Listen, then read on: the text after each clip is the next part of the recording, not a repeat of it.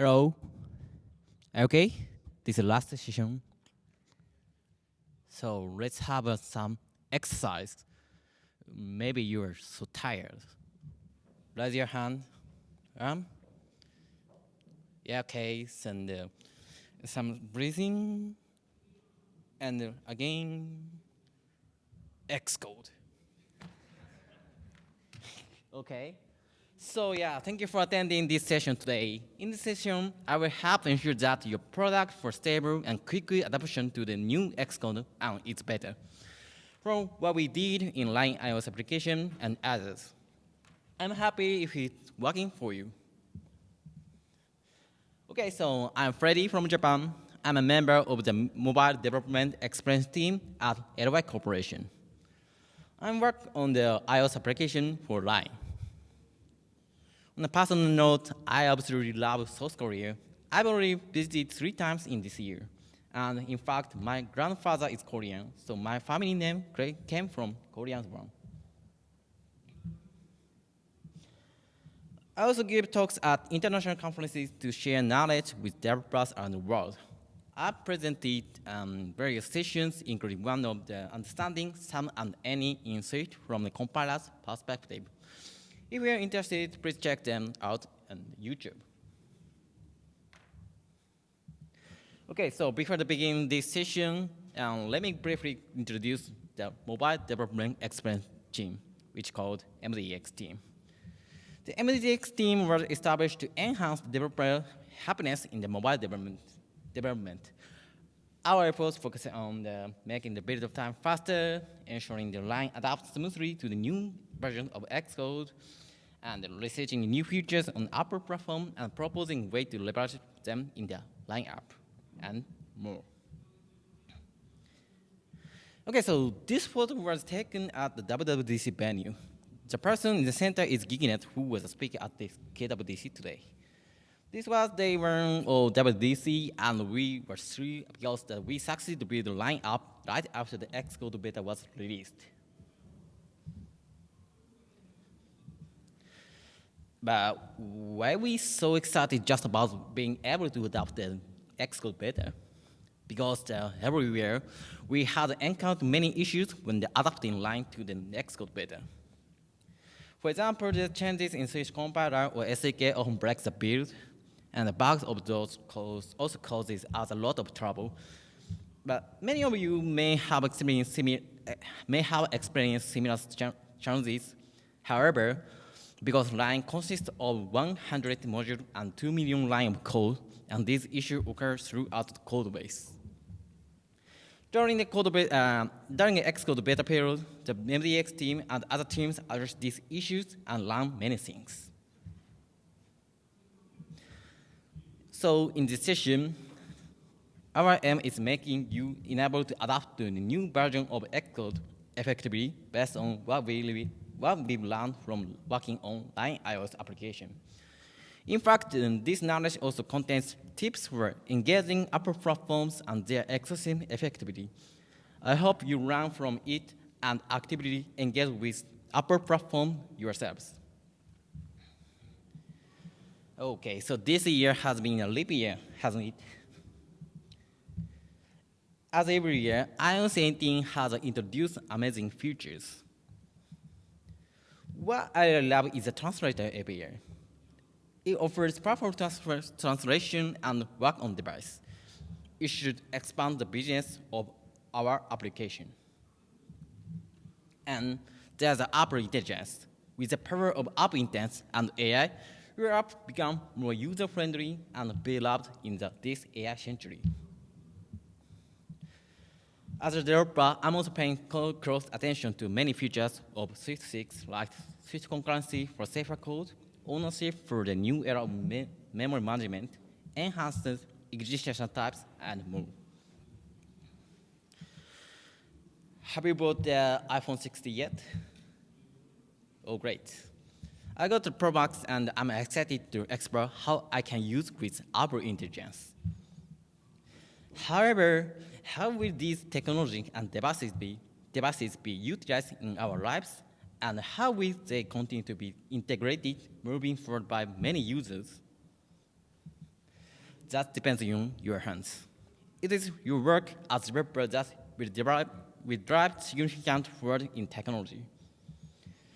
Also, your motivation is essential. It's not too much to say that the upper ecosystem drives by your motivation. Feedback and contribution from you are important for building a better Apple platform. And by leveraging the new platform, your app helps promote the new iPhone. So, what should we do to drive the Apple platform ecosystem forward? Let's borrow the words from the great star of the internet. Just build your app by the new Xcode. Just build your app. I'm sorry. So please learn many things from this session and become early adapters of the new Xcode and its beta in next year. However, as I mentioned earlier, you'll face many challenges when adapting to the new Xcode. This issue can be resolved by the understanding how to engage with Apple platform and its ecosystem. Let's work together to overcome them. So here's today's agenda. First, I'll introduce the potential issues that the new Xcode may have and the way to address them. Next, I will explain what action your team can take to achieve early adoption. Lastly, I will share some perspective of AI features like Swift Assist, as well as share some of the current insights.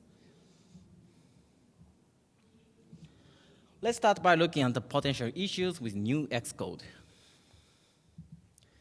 Broadly speaking, the potential issue can be divided into two categories.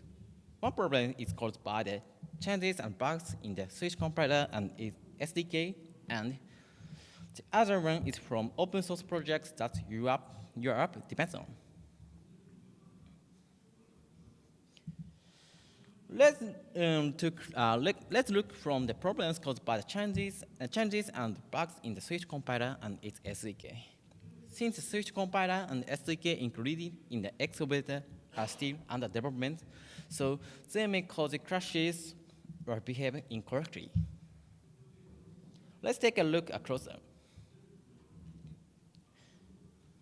Let's take a look at the example issue, which line faced when adapting to the new Xcode 16. At first glance, this code seems to be fine, but in the early Xcode 16 beta, the compiler crashed. When the compiler crashes, a crash log like this appears in the build log. This indicates that the compiler has crashed and displaying a stack trace of the internal compiler code. Of course, when such a crash occurs, the app cannot be built. Next, let's look at the unusual behaviors in the compiler or SDK on compile time and runtime. In some cases, this can cause the app to behave incorrectly or even prevent it from building. First, what kind of differences in behavior can occur during compile time? One example is when compiler produces incorrect errors, unlike crashes. This occurs when code should be compilable and comparable fails due to the wrong error messages from the compiler. Speaking of runtime, for example, the introduction of a new SDK may cause an older SDK to stop working, where switch code that compile may behave incorrectly. For example, when the iOS 13 SDK was introduced, the UI navigation bar API was updated. As a result, using all the methods like this caused the issue where the appearance was not updated correctly. In iOS 13, the old API was labeled as legacy, and new API was introduced. So it is requiring to transfer to the new one.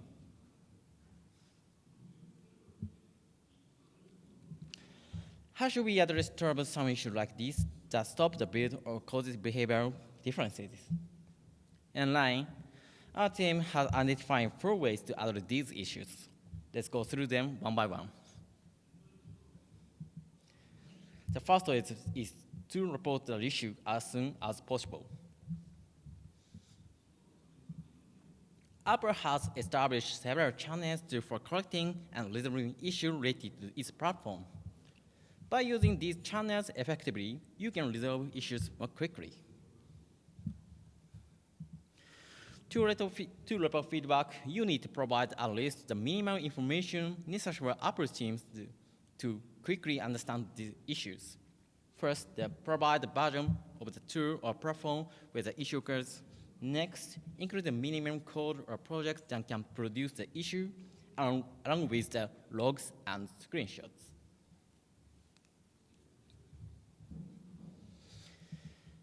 First, how can we check the version? For Xcode, you can open this window to confirm the version you are currently using. By the way, does anyone know which Xcode version this corresponds to? Does anyone know? This is a Xcode 16 RC. Okay. So next is the version of Swift you are using. So open the terminal and type swift-c-version. The terminal log will display the Swift version, so make sure to include this information in your feedback. Additionally, if it's an issue related to iOS or another platform, be sure to include the OS version. Next, let's take a look at the minimum code. Your code may contain variable business information, so you cannot send it as is in the feedback. Even in the individual development, if too much context is included, Apple's team cannot address the issue quickly. That's why the minimum code sample to reproduce the issue is necessary. Let me share the practices I always follow when creating a minimum code. The key is to follow this iteration. Let's go through them one by one.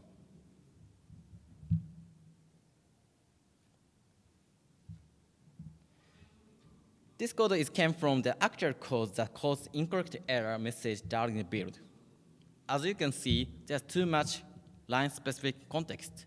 Now, let's create the minimum code from this.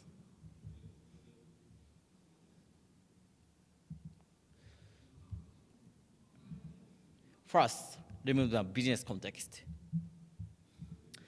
The code containing line reveals new features or critical functionality. So let's try removing these elements. For example, I renamed to the protocol to hide the specific functionality. I believe this has significantly reduced the line-specific context. There's still room for improvement in this code. How about the platform-specific context? I confirm that the problem still occurs even after removing iOS-specific context, such as UI image. Let's remove them. By using a primitive type like integer, we reduce the context further and making it easier for the Apple team to understand the issue is specific to Swift. What about removing unnecessary code? By trimming it down, you can provide a clearer hint. We confirm that the protocol run can cause an incorrect error message issue even without any variables or functions. Now let's try to remove it. This has made the code much clearer. Now we are ready to send it for feedback. By following this sequence, the problematic code becomes easier to understand. It's necessary to compile the code once at each phase. Additionally, by repeating this cycle, we can enhance the clarity of the code further.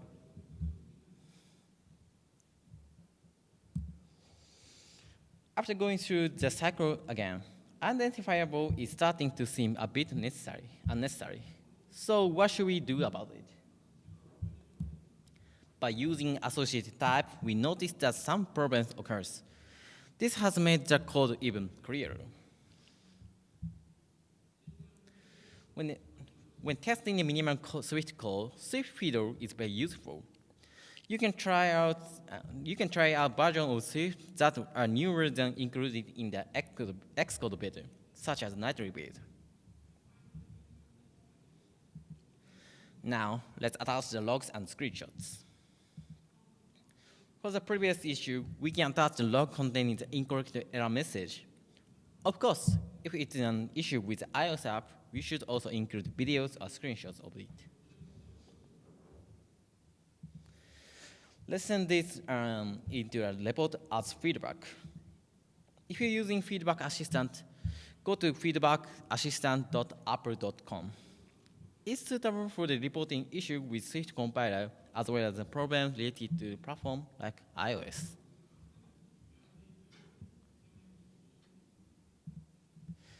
Swift is open source, and by creating an issue like this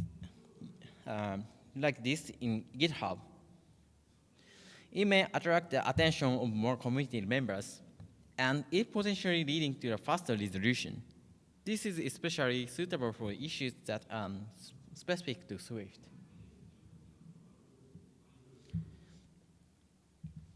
The developer forum is also open and has seen an increase in engagement from the Apple team, like replies.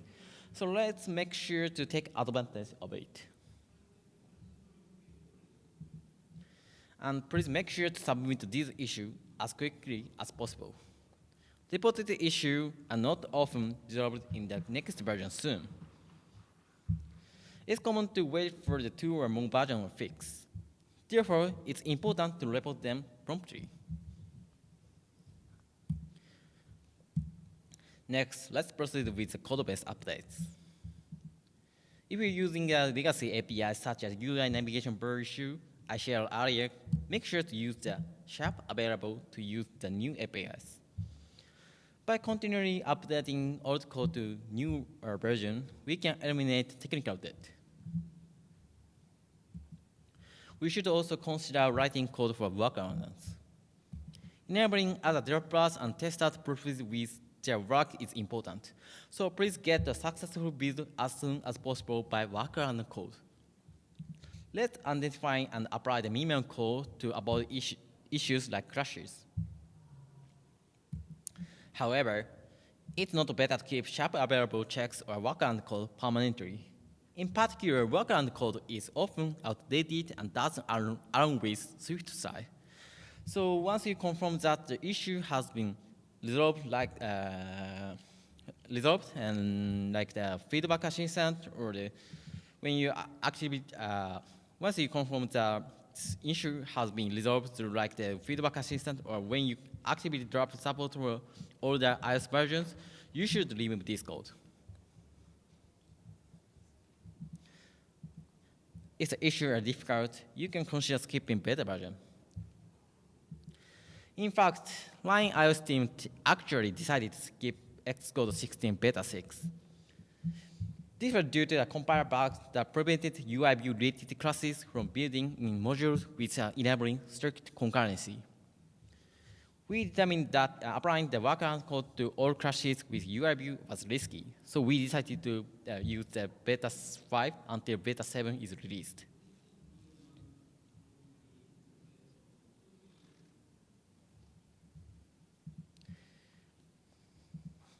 Finally, I want to explain that everyone has the opportunity to contribute directly to the Swift.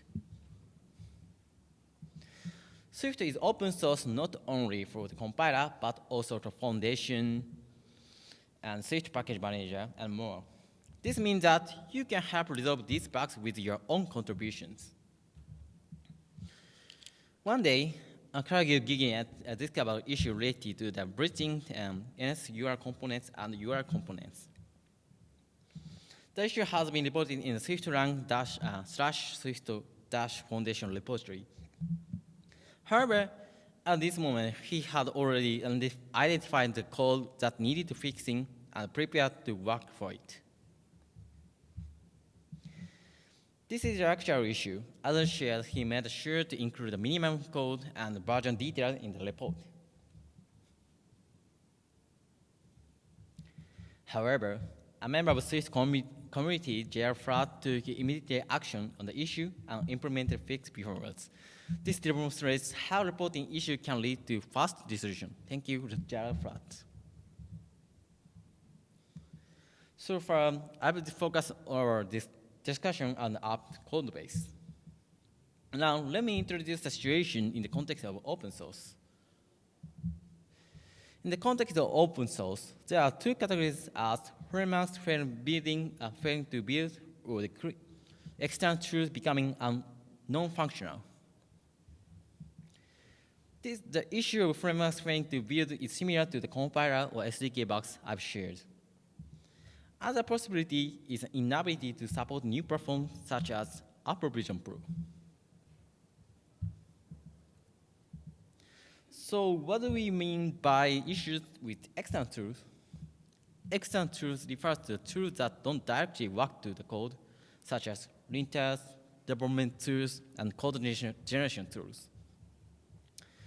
These tools often rely on unpopular internal tools within Xcode. So if those tools break or disappear, these tools can suddenly stop the functioning. A good example of this case is FastLane. At Xcode 14 beta, the most important feature for App Store development suddenly stopped working. There are two resolutions to solve these open source issues. First, let's contribute to the open source software you use. I believe that simply opening an issue is not sufficient for problem resolution. I will often see situations where the discussion around the significant issue drag on, yet no one takes action. Activity contributing to the open source software you regularly use can connect to quick resolution. In the case of FastLane issue, I sent feedback to Apple and identified that Apple switched to use different tools since Xcode 14. Then I quickly sent a pull request to FastLane. Although I was not very familiar with Ruby, but with the support of Giganet and FastLane team, it was successfully merged. Thank you so much, Giganet.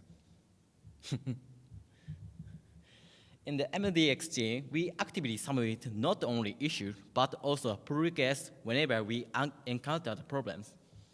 For Xcode 16 adoption, we submitted many issues and pull requests. I encourage your team to practice this approach as well.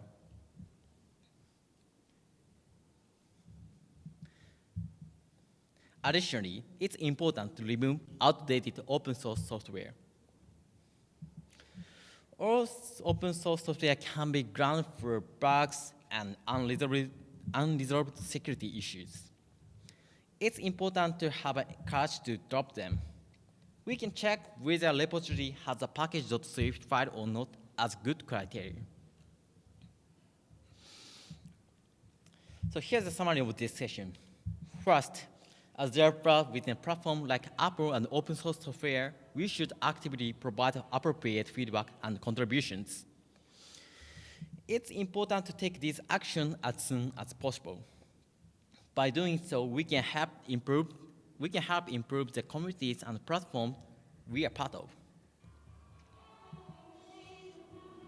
Whoa, very enjoyable music.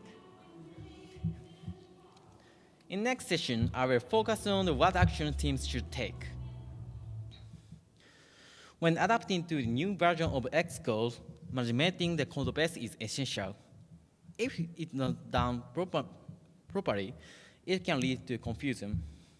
Additionally, collaboration with other team members, especially developers and testers, is important. So let's look at this step by step. So how we should handle workload and code and USD code what I shared?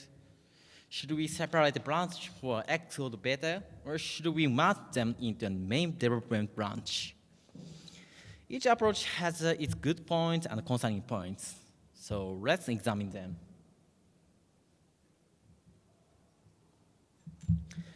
Let's now look at the scenario of creating a separate branch for Xcode beta. First, by not having to worry about changes in main development branch, it becomes easier to apply less changes related to workarounds or new SDK to main code base.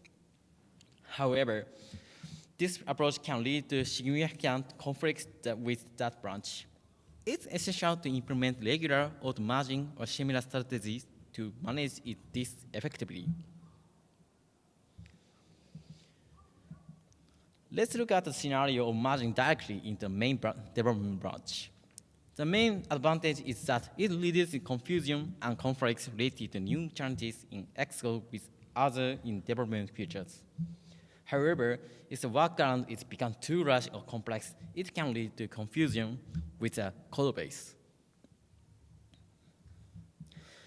To manage the balance between these approaches, Line has changed its strategy from this year. We have adopted a hybrid strategy that combines two approaches I introduced. First, we merge workaround code in the main development branch whenever possible. For new settings and configuration for Xcode beta, we have created a branch named earlybird to apply those changes.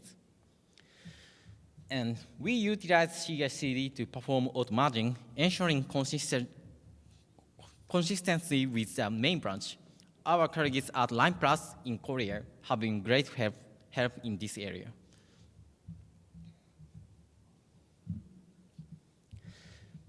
Next, let's discuss human resources. As I mentioned earlier, the support of main team member is essential.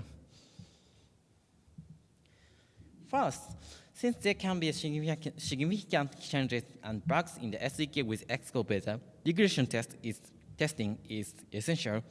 So let's coordinate with testers to secure the resources well before WWDC. Additionally, involvement of many developers is important for the efforts I've shared. Creating a task force for this is essential. Let me explain the Line's case again. Every year, Line forms the earlybird task force that's focusing on tasks related to WWDC and new Android. This team is not only addressing bugs fixed, but also discusses and proposes how to effectively utilize newly introduced SDKs. The task force consists of the various members, including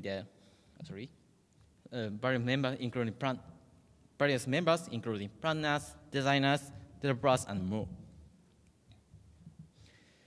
Let's summarize. The effective management of code base is important. So please practice the two strategies I introduced and Line's case for your management approach of Xcode beta. Next, to secure resources, please create a task force to address issues related to Xcode beta and news from WWDC. Finally, I will share insights about new AI features such as Swift Assist. It's important to carefully consider and take action to determine whether to utilize these AI features. This session wasn't planned at first, but due to the insights gained from this year's WWDC labs and a request from KWDC team, I put it together on short notice. I believe Swift Assist will be a great feature. It will greatly enhance prototyping and code conversion through the AI assistant.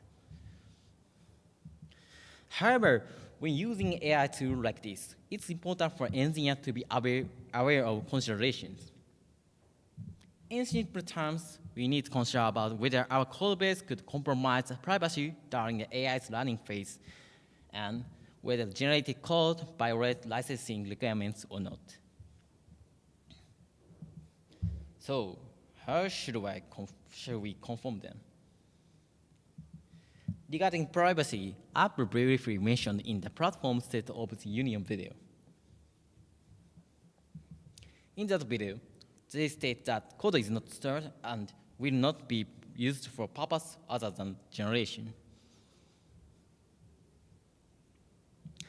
Great, privacy concerns are clear. But what about licensing? I directly discussed this at the WWDC in America. From WWDC 24, we can ask questions to Apple in person again. Apple engineer mentioned that While it is not concretely stated in the documentation, they plan to clarify at time of release that there will be no inappropriate code for commercial use. However, they also mentioned that it's unclear how this will be stated, so they encouraged us to use feedback to confirm about it again. Asking these questions during labs held in person or online can be very effective. If there are new features or functionalities, let's ask about them during the labs.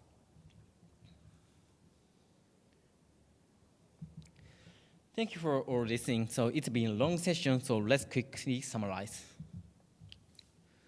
First, I introduced a framework for addressing issues for adopting new Xcode.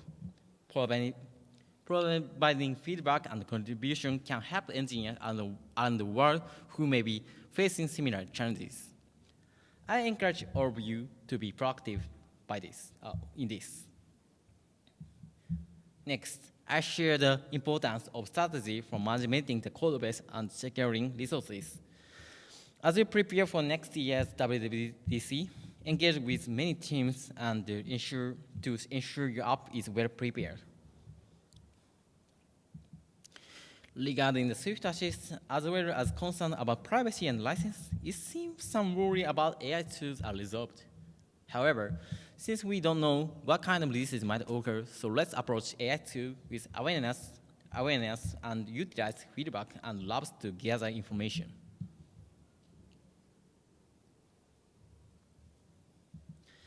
Your feedback and contribution are vital for advancing the Apple platform.